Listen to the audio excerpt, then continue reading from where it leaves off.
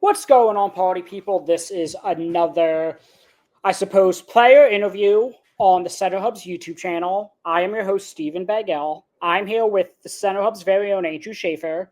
But our man of the hour, we have JT Shumate, previously of Toledo University, former Portsmouth Invitational participant. Um, JT has played the last 2 years in Romania, and JT, you played this past year in the Czech Republic, I believe, correct? Correct. Okay. So we are going to get to all that, but the main focus that we're going to start with this interview is TBT, the basketball tournament. Um, TBT starts, I believe, on Friday. JT will be playing for the Fort Wayne champs. They play 7-19, so that's Saturday at 9 p.m. And I believe you're playing in Indianapolis. Is that correct? Yes, sir. You Are got it. you out there right now? We're in Fort Wayne. Okay. Couple practices here, and then we'll travel there. I guess the day of the game Okay. or the So, day before. I'm not actually sure about that. Maybe the day before. I don't know. either way, I suppose my first question is, what's it like, getting your feet wet with some of these new teammates that you've never, really had the opportunity to play with? I know a lot of you guys are relatively from the Fort Wayne area, but I Yeah. mean, what's it like just having a couple practices and then getting thrown into it, essentially? It's just something you got to get used to in the basketball world. You play in random stuff like this, like growing up, there's tournaments and random pickup games like that where you get to know people pretty quick. I don't know everyone's name yet on our team. We had two practices today, but I got to get them figured out. Takes more than one day, but yeah, I mean, we're like-minded individuals, all basketball players, so it's never too hard to gel. Do you look at the TBT as an opportunity for yourself to showcase your skills, or do you look at it more of like from a team aspect, like, hey, we are in it. Obviously you're in it to win it, but obviously you're also there to showcase your own skills as well. So can you just talk about your game and kind of what you're best at? Um, to me, I'm like a floor spacer, a shooter, but I can do some other things for you, offensive rebound or, guard multiple positions, be versatile, that sort of thing. Um, I really just like to fill in the gaps of what like a team needs. That's what like I want to pride myself on.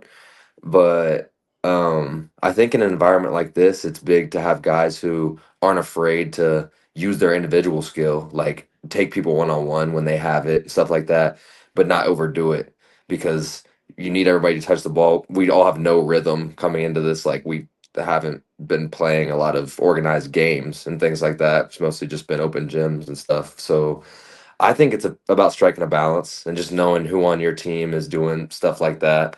Um, I like to, be kind of a gel guy or like a glue guy to help things, fit together. I'm not trying to take people one on one every time I catch the ball. If I'm open, I'm going to shoot it, but you know what I mean. Right. Just knowing your role and trying to figure it out in a short amount of time, I guess. So, how much scouting? I know we're talking about, you basically getting thrown into the fire and having to learn on the fly, essentially, with some new teammates. At what point do you guys really start scouting your opponents, if at all?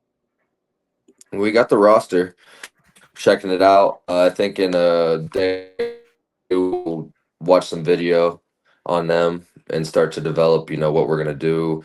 I think tomorrow we're gonna work on ball screen coverages, so that'll be a big thing. That's a big deal in basketball, obviously, as you guys know today.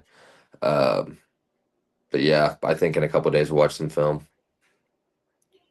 So you mentioned when you have a lot of new faces and it takes time. Um, is there like is there familiar language, that some of the players talk, like whether it's like down screen, ball screen, whatever it is. Are you guys familiar with some of the same terms, or does the coach try to, or is there just some unfamiliar stuff because there's so much unfamiliarity in this tournament in general? It's some commonalities. I mean, today our term was ice, and that's common for a lot of people to know, ice and a ball screen.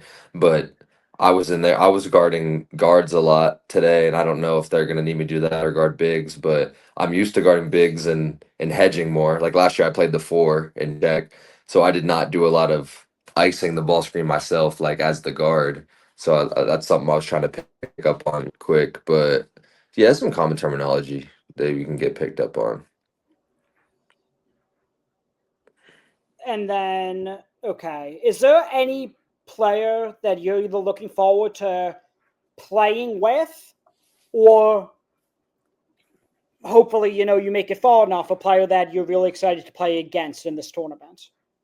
There's a guy, Ty Gordon, who they had been talking about in Nymburk last year because he had played there the previous year before I got there, and I just heard that he was really good, and I was excited to see what he does when we play because he's on the team.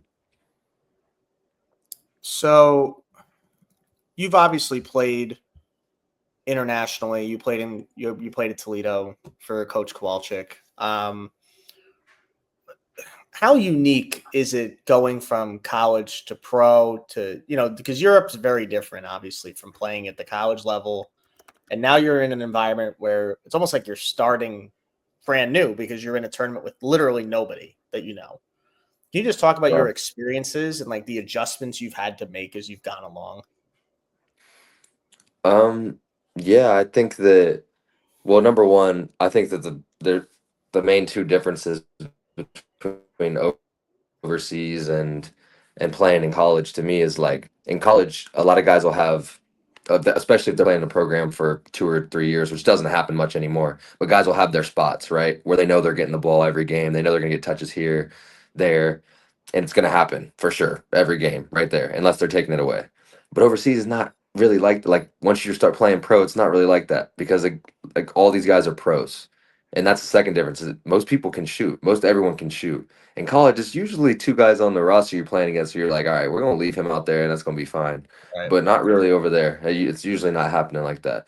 So to me, it's like you got to take your opportunities when they come to you because it's probably not getting swung back to you. And you're not running plays to get people exactly where they want the ball and stuff like that. Like you got to work it out more.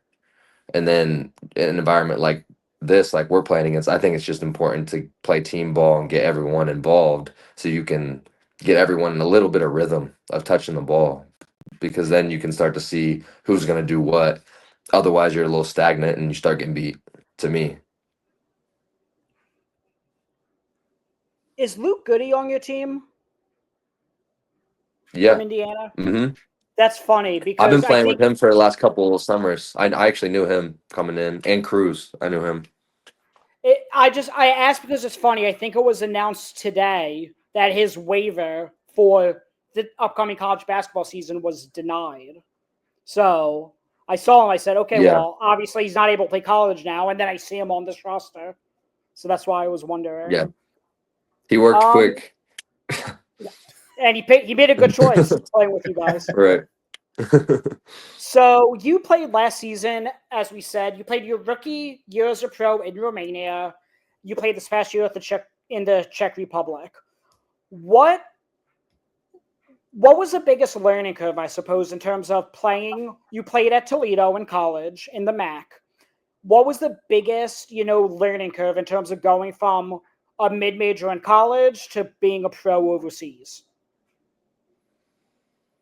Man, I guess to me it was just like number one, the style of basketball and the way it's played. Like I couldn't rip through and go right anymore off a closeout. It was a travel every single time. I was like, like I feel like everybody goes through that. That's a tough one. You're looking at the ref like, so the coach, like obviously I played the five at Toledo. We played small ball. We tried to score a lot of points, this and that. But as soon as I got to Romania, this dude throws me on the ball and I'm picking up full court, some little guard. And I'm like, dude, and he's playing me only at the three. And I was like, I mean, I'd love to play the three. Like that's a little something new. Like I haven't been able to do that in a while, like playing the guard spot. Cool. But I'm like, man, are you sure you want me picking up the point guard full court? Like I was literally just guarding only five men for the past like 3 years. So that was a big adjustment to like fighting over ball screens like I was talking about before and things like that because I hadn't done it in a while. Can you talk about Coach Kowalczyk and what he's meant for your development? On the court specifically, what he meant to you being at Toledo, and obviously he's been there a long time. Can you just talk about the impact he's had on your career? Number one, I think he's a great like shaper of or builder of men. You know what I mean? Like he's a guy that can push people in the right direction. I've seen him do it. I was lucky enough to come from a good home and have those role models. For the most part, but everybody needs some more too. And he was definitely a role model for me. Great offensive mind, helped me my IQ just by the way of he would have like 5 plays drawn up at one time, and he's like, "These are our next 5 possessions, so we're gonna run these 5 plays consecutively. Remember them." And I'm like, "Okay, never done this in my basketball career, but let's do that." So I'm like looking at the point guard after like the third play, and I'm like, "Hey, Ray J, uh what is it?" And he would start to look at me and be like, "Yeah, he doesn't know the play. Let's get that play to him." But that was hard at first. That was an adjustment because he's one of those guys that's really like detail oriented on offense. He wants things done a certain way. We run through plays a lot in practice 5-on-0. So I'd say that. I don't know if that answered your question, but Yeah, no, yeah. Oh, I mean, I also know you played with Ray J. Dennis. I mean, he obviously is. I believe he's with the Pacers in the summer league, correct? If I'm right. Yep. yeah. Are you still close with him? Do you talk to him all the time? Is he giving you any advice on maybe making it back to the NBA or anything like that? We have a group chat of the ex Toledo guys, like 10 of us, and so we talk all the time in there. But Ray J is my favorite teammate ever, man. Like I miss playing with that dude. So I wish the Pacers needed me, but maybe in the next year or so we'll see. I mean, maybe he can make a phone call. Yeah, I don't know if it works that way, but if it did, man, I would expect him to. So going off of that, obviously TBT is your main focus right now, given your first game Saturday. But I mean, what's the plan going forward? I mean, have any teams further reached out to you since playing in the Czech Republic? I mean, give me that status. What's going on with your playing future? It's looking like either First Division France or Germany, one of the two. And my agent's just talking to him about the contracts and what things are going to look like, but it's looking like either France or Germany. Okay, those are both fun leagues to play in as well. I've heard so, and I'm like, we got to get good spot for these babies too, and I've heard both places are pretty nice to live, so it should be nice. Is there anyone, if you end up going to either of those leagues, is there anyone that you're looking forward to playing, over there, whichever league you go into? Because I know France, obviously they've developed a lot of decent NBA players, especially recently. But is there Yeah. anyone over there in France or Germany that you'd look forward to playing against? Well, if I was in France, I would definitely be looking forward to playing against my old coach and playing Paris. They're big time, like as a club, obviously being EuroLeague, and then my playing against my ex-coach would be funny. Francesco, man, Tabellini.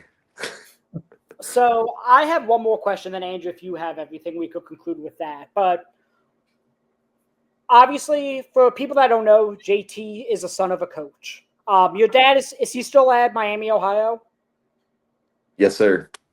So hmm what was that like? What did he instill in you as like a young basketball player growing up, given his coaching background? Honestly, with my dad, it was just a lot of shooting, and like we always were getting shots up together.